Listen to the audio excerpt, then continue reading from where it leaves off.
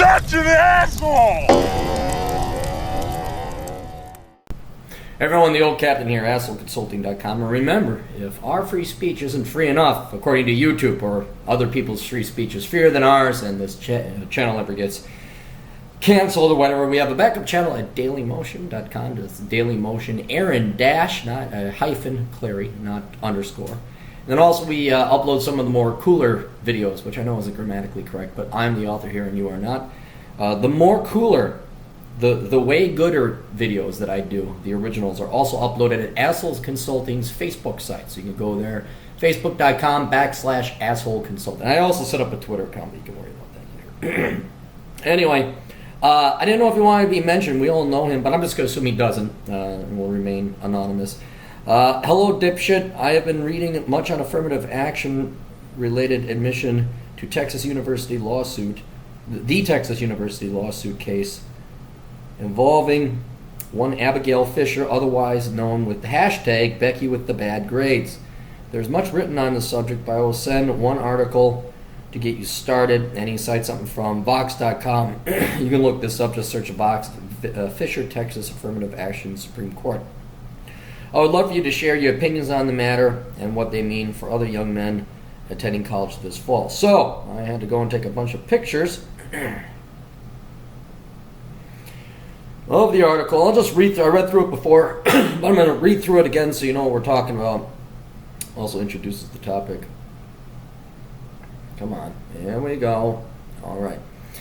Affirmative action in college admissions has survived yet another Supreme Court challenge. The court ruled 4-3 on Thursday that the University of Texas Austin's admissions procedures are constitutional, deciding Fisher versus Texas for the second time in 3 years, this time in the university's favor. I like how we keep throwing, this is good, every 3 years we get it to the Supreme Court. It shows you that people are fighting against affirmative action.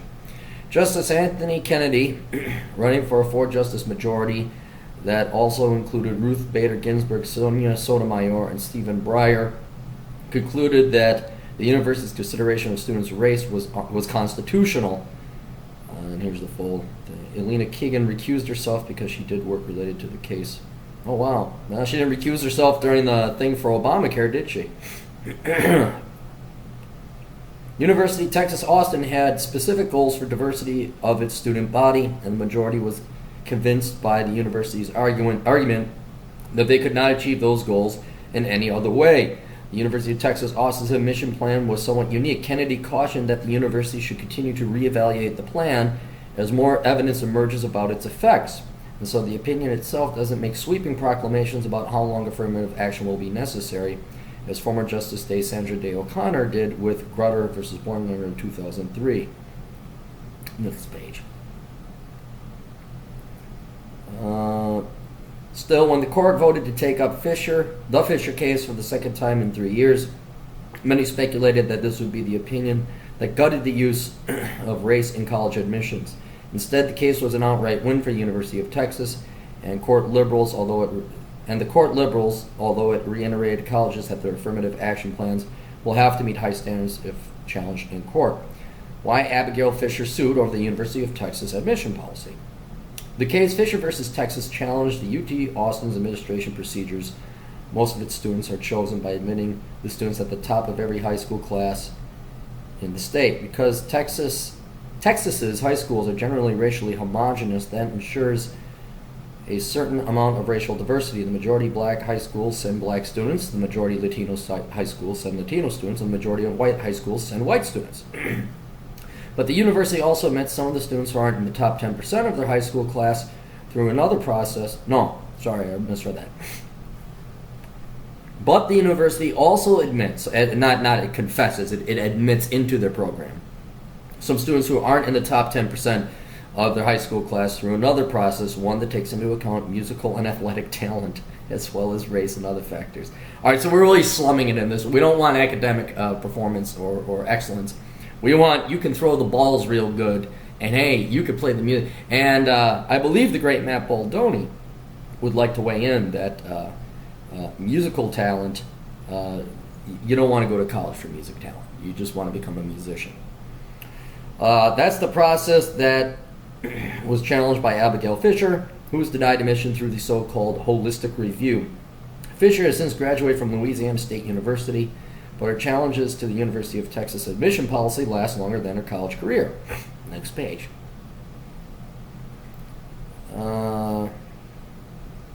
At the heart of the case is whether the top 10% plan creates a diverse student body without the need for considering individual students' race in the admissions process. The Supreme Court has ruled that the educational benefits of diversity for all students should be the rationale. Educated for diversity for all students should be the rationale. Here, I want to make sure I read this. The Supreme Court has ruled that the educational benefits of diversity for all students should be the rationale for affirmative action rather than giving black and Hispanic students a leg up because they've historically been discriminated against. All right, so the court has argued that diversity has value unto itself, which it doesn't. No.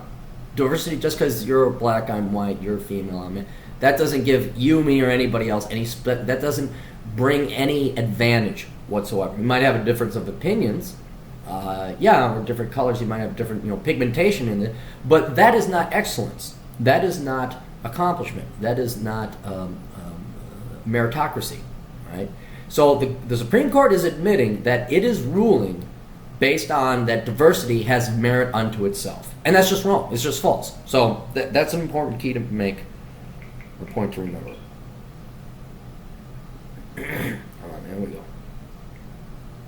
Oh, darn it. The case first reached the Supreme Court in 2013, but the court sent the case back to the Fifth Circuit, arguing that it didn't hold the university to a high enough standard in determining whether its use of affirmative action was constitutional. A panel of 3 judges from the Fifth Circuit in July of 2014 reviewed the case using that higher standard and again found in the university's favor. And the opinion essentially called the Supreme Court's bluff, arguing that if the court wanted a different result, it would have to overturn Grutter versus Boinlinger, the 2003 case that found affirmative action was constitutional if used as part of a holistic review and an applicant's credentials. See, look at that holistic review. Look at that. I mean, it's not numbers, it's not grades, it's not your GPA. It's more holistic. And we can now throw in there music, athletics, then the color of your skin, which is racist. That's racist. That's bigoted. Now, it's affirmative bigotry, so we're like, oh, well, that's good, but you cannot give bigotry or give people preferential treatment based on the race, but then by not being discriminatory negatively against those who aren't that color or creed. You cannot. This is racism.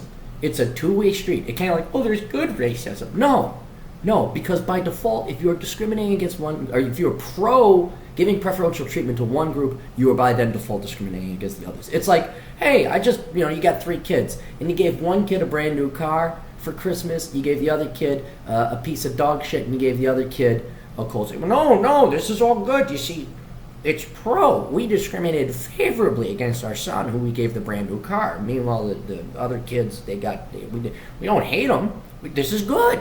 So that's all affirmative action is. The big question was how to define diversity. The 10% plan does create some racial diversity at the University of Texas, where only 4% of students are black. In 2014, 3/4 of them were admitted on the basis of their high school rank. Well, that's good. But schools serving a student body that consists mostly of students of color are more likely to be poor, and they're more likely to offer an inferior education. Really? I'll go with that. The teachers always offer inferior education. What if they just don't study as hard? How's that? Is that a thing? Getting pregnant as a teenager, may that have an effect on the average grades? Shitty parents, broken homes, non-nuclear families, government checks replacing daddy. No, it's not that. It's the inferior schools. Oh, and why are you oppressing these kids in the school? It was measured by students' test scores that predominantly white schools that the university's white students come from. It's a long one. The university argued that the top 10% plan wasn't sufficient because it didn't achieve true diversity. See, again, their goal is diversity. It is not excellence. It is not achievement. It is not accomplishment. It is not merit. Okay? This is important, boys, and girls too. But boys, the client wanted to say, what's the ramification for the boys? When you go to university, you are not going there to do your best or to become the best or to achieve your best. The rest of society, my generation and the baby boomers, and by default you millennials who keep voting in leftist dipshits, You have voted that you are no longer be judged on your performance or accomplishments or the character. You will be judged by the color of your skin and your vag or your unit, your schlong. What's as crass as vag? Is it schlong? I want to be equal. I don't want to discriminate against anybody. Students of color admitted under that plan were often from poor families that attended high schools that didn't offer an education that could prepare them as well for college. Really? There's colleges that don't prepare, the high schools that don't prepare kids for college. That's how bad the school's in? Shut them down then. You don't need more money. Come on, it's the current year and you guys can't. You can't prepare your students for high school or for college? Well, I think we just ought to cut you off then. They often had lower test scores on the SAT, and ACT. The result, the university argued, was that although the entering class might be racially diverse, it wasn't diverse in the fullest sense. It didn't include students of color from middle-class families or from better high schools, or students of all races with talents not captured in their class rank. You see how complicated this gets? Instead of just saying, hey, we take the best. We don't care what your color your skin is or your vag or not, okay? We take the best. And now we got to go through this shenanigans, which is not fair nor meritocratic. And now, through kind of an interesting, sad loophole, here you have some kids who happen to be black or Hispanic, who attend good schools, but they can't get into college even though they may have had higher grades than the ones who went to the shit schools, but because it was predominantly black, we still took the top 10% there. You guys think this affirmative action is only going to hurt Whitey. I got news for you. You just wait. A system that selected every student through class rank alone would exclude the star athlete or musician whose grades suffered because of daily practices and training. You are not to go to high school to become an athlete or a musician. Why are we paying taxes for you to have hobbies? I mean, I know this is shoulda, woulda land, but it would exclude a talented young biologist who struggled to maintain above average grades in humanities classes. It would exclude a student whose freshman year grades were poor because of a family crisis, but who got herself back on track in the last 3 years. Oh, you dude, when are you going to treat them like adults? There are family crises. What? Someone dies. Oh, well, someone dies. That happens. You get your ass back in a motherfucking class, and you go and you study, and you cry and mourn, but that's what makes people characters, and it builds them character and makes them adults. Not these fucking millennial pussies we have right now. Jesus. The opinion was narrow, but it shows the hurdles of affirmative action programs will have to clear. When the Supreme Court last decided Fisher versus Texas, sending the case back to the Fifth to set aside standards, colleges could only consider race in admission if they can give a reasoned and principled explanation for wanting a diverse student body. Remember, diversity has merit unto itself, according to these people. The programs must be narrowly tailored or specifically designed to accomplish a goal, and they must withstand strict scrutiny, meaning colleges have to prove affirmative action was the only way to accomplish its diversity goals. All right, see, so it's diversity. In the majority opinion, Kennedy concluded that the university's plan to meet these standards met those standards. The university spent 7 years attempting to achieve its compelling interest using race-neutral holistic review. None of these efforts succeeded. See, so again, if we don't use race, we're not going to achieve our goal of diversity. So diversity trumps your personal education, your work, your ethic, and your merit. Option as okay, we can go on. Here's the takeaway, as DT and the man like to say. The takeaway is that this is a fundamental change, but it has changed quite some time ago, in that even if by the laws, by the Constitution, by the Supreme Court, we admit that we place more value on diversity than excellence. Now this has two unfortunate consequences for everybody. All right? One, if you happen to not be in a protected class, you are going to be discriminated against. You are going to have not as many opportunities. You will not be participating in a meritocracy. You will not be fair. You will be judged by the color of your skin negatively, and not the quality and caliber of your character. So now, for specifically boys or whites, when you go to university, you can expect there's a chance that you're not going to get in. So what it means, what translating into actionable items, you better make sure you motherfucking have straight A's, and you better have a goddamn good SAT or ACT score, because you don't want to be like this Fisher gal where you're kind of on the margin, like, oops, then you got bumped off. You don't want to be that. You also want to go to schools and colleges where they're like, fine, we'll take you. They don't push diversity. Find a private school. Find a private college. Look at Hillsdale. Look at something. I know it's a bit pricier, but there's that. Then also, this is academic bullshit. I don't think you're going to suffer this crap in the community college or trade school, all right? So you can, I know a lot of you want to become engineers. Okay, cool. Apply for a 4-year college degree and go there. But if you don't want to spend that much time in school, or you think school is a racket, and it is increasingly so, not just because of racism and discrimination like this, because it is a financial racket, think about the trades. Think about something else. The military, something. This college is increasingly becoming a political tool for fucking Marxist sociopaths and tyrants to, work their little magical world of leftist dystopia. So it is increasingly hostile. And hey, let's talk about the false rape accusation. I think that includes the non-white males as too, fellas.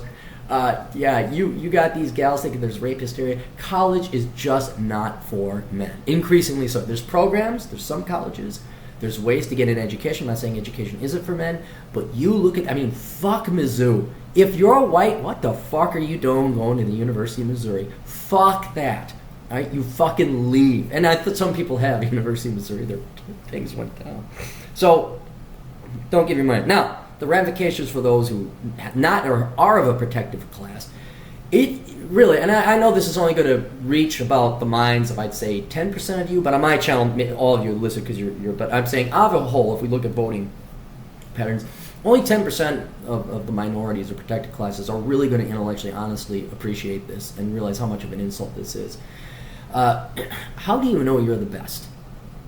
I don't know about you, but me personally, I want to know I'm good at something. Maybe not the best. It's really hard to be the best at something, but I want to know I'm damn good at something. That's why when I look, when I die, I'm going to look back and say, what were you good at? I'm like, damn, I was a damn good economist. I was a damn good ballroom dancer. I was a damn good motorcyclist.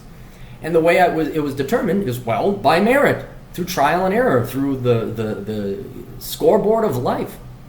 I predicted the housing bubble, AsianCurrencyCredits.com. Wrote some books, wrote them on. I did things and know, okay, I may not be the best, but I'm pretty damn good. How do you know you're the best? That's the one thing. You can't take your wealth or your money. Yeah, fine, affirmative action will get you preferential treatment and get you more money with less work, but you don't know if you're the best lawyer. You don't know if you're the best. Target alone, heaven help you if you're a minority and you're working at Target. Like, did they hire you because you were the best cashier or you were the best accountant? Or was it because you had a vag or you had a non-traditionally binary sexual preference? That's going to be such an insult for those of you who are like, yeah, okay, I happen to be black, but I got this thing up here, and yeah, I happen to have a vag, but I got this thing up here, and it's this thing up here and what I personally love and my passions that I want to excel at and become a pro at. They're not going to value what's in here. They're going to value this. They're going to value what's down there. Because they want to, especially with Target, they want to be so sanctimonious and smug. It's all virtue signaling. It's just marketing. What's it like being a tool?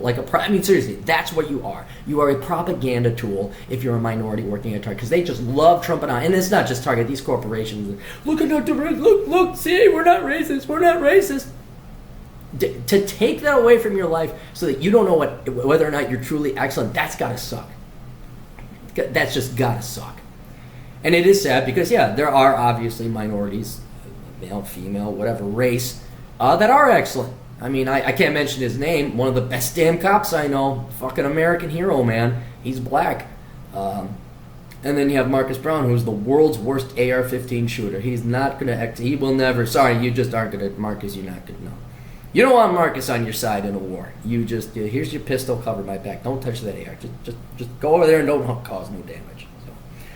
So that's what the ramification is for everybody, all right? Protected classes get treated like little children and insulted, and you'll never know if you're the best. Like, oh, was it because affirmative action and I really wasn't the best? And those who are not in protected classes, we don't get to achieve excellence, or it becomes increasingly hard to do that. But specifically for boys in colleges, like I said, and I think the client would like me to reiterate this, boys, college is increasingly becoming a hostile environment for you. Because let's face it, if we're to talk about truly masculine virtues, excellence and achievement and accomplishment, winning is definitely one of those key virtues to being a real man. And we may not be the best, but we like to compete, and then we respect those who are the best. Like, hey, look at that guy's he's better baseball player than me. I will show you I'm not, though. So yeah, try and find an alternative education. Please, for the love of God, like, look up these universities first and make sure they're not leftist shitholes where it's all government politics and the political whims of people in power and control that just want to hate on white males. All right, don't go to Mizzou. Don't go where Black Lives Matters have professors. Don't go to where the women's studies has everyone convinced that 1 in 1 women are raped on campus every 15 seconds. Don't go to these schools. Seriously, find an all guys college. Go to the military. Get your education there. Just do not go to any of these parties. Madison, UW-Madison, any school in California. Fucking hell, do your research, guys. Okay.